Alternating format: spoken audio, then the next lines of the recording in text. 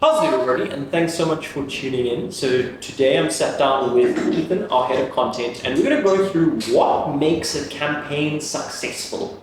You know, we have a lot of clients coming to us starting lead generation campaigns, and so we thought we'd sit down with you today and say, hey, what actually moves the needle? What makes a difference? What makes one client successful, or all of our clients successful? Do you know what I mean? Like, what makes the cake, can I say, at the end of the day?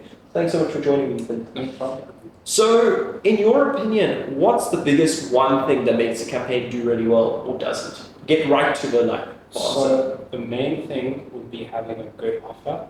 Yeah. Because at the end of the day, everything is built around that offer, from the content to the targeting to pretty much what you're going to get. Like the actual results is very tied to what the offer is. So if you don't have a good offer, it's not going to be a good campaign. Sure. Okay. Now, for our, can I say, viewers who are obviously new to lead generation terms, can you explain quickly like what's an offer? What is an offer for a small business owner? So a general offer would be something like a sale, but a more targeted offer would be the way to go, because if you're doing general offers, people will just scroll past it just from a perspective of like, 50% of what does that even mean? But if you've got like a good, summertime offer or just something that's interesting and engaging, the offer is basically the hook that'll attract the clients, or future clients in this case, and give the person a reason to want to work with you. And obviously, one of the big things we find, Ethan, is when clients come to us is that content's a big thing. You have to have good ads and things like that. How big of an important is it to clients being able to have good quality content? Like how big of a role does good quality content play in the process and in the success of a campaign? A huge amount, because at this kind of current point in time, content, the level is at its highest, I'd say. I mean, it's only getting higher, but having good content is going to be really, the key attractor. And if you want to stand out and really be different to your competitors, you need to come with the best possible content, because you're going to get lost in the whole scroll if you don't have the correct content. And I mean, content from the perspective of the actual before you've made it, and then content from the point of the ad itself. It needs to actually be proper and something that's going to wow people, not just So clients preparing to start working with us, okay, and what sort of content would you say that's good for them to collect or something to think of doing? So it's very dependent on industry to industry, but having videos of your expertise, whether it's building, whether it's a case study, if you're like, for example, in the finance industry, there is many different ways of you collecting good video content, and that can all be touched up with editing and a little bit of music to make something that's eye-catching and scroll stopper, basically.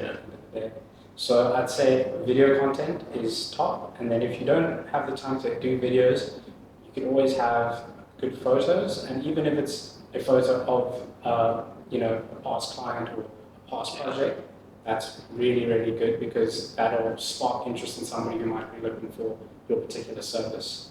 So something like before and after would be really cool. Yeah. So I know one of our construction companies, obviously they've started a brand new big building project, and they started taking photos like as they started breaking down the excavator. Do you think that sort of content's worth people taking? Huge. It's always good to document your process, because not even for an ads purpose, but for a general showcase of your expertise, because otherwise you're just another building company where you might have a very unique skill set.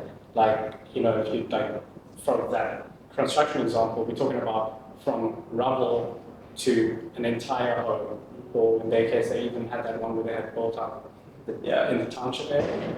So it's like, it's really, really important to take that and have that documentation just to prove your concept and show that you are actually the expert that these people want to work with. What tip would you give to a business owner trying to actually take a picture or video of content? Like what would you give? Obviously, most people don't have, can I say, high-end phones or camera equipment, so they're probably taking it on a normal cell phone. What would you say tips for them?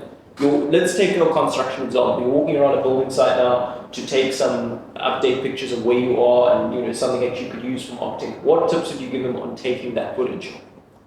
So, if we're staying within Construction, we're staying within the construction industry, do not take, you can take those photos, but to stay away from photos that aren't aesthetically pleasing.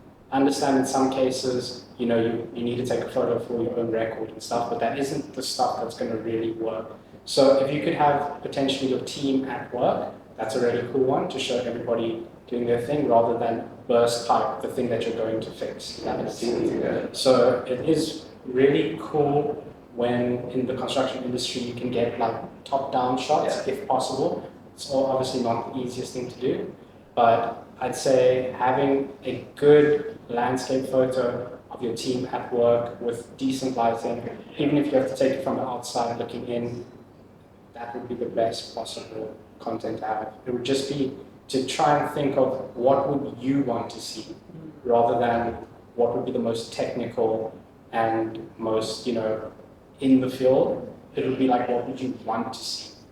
Yeah, because sometimes, you know, like I said, it's like the burst pipe is just very hard to place anywhere. But playing devil's advocate here, if you have a burst pipe, would it not be good to show people what you're coming to solve, for example? No, definitely, but I'm saying if you could get your guys working on that burst pipe, it's still going to show the burst pipe. Because do you know what I'm saying? Sometimes they take a photo for like a record, like here's the hole in the wall, but you could have just get one of the guys. You don't even need to actually be doing what you could have a cool like somebody there doing something, just so it's got a bit more life in it and it actually humanizes the piece of content. And especially, sorry to interrupt you there, but especially if we look at that if we use our construction example, most of those clients have branded uniforms. Exactly. So if you have someone and you can see on their back, they've got branded X, Y, Z construction across the back, like it again adds that. Yeah, 100%. It gives a face to the logo and brand, which I think is really beneficial. Awesome. Cool, Ethan. Well, thanks for sitting down with me today. If you have any more questions, make sure you pop them down below, and we'll see you next time. And no screenshots. No screenshots. Don't send screenshots. That doesn't work in ads.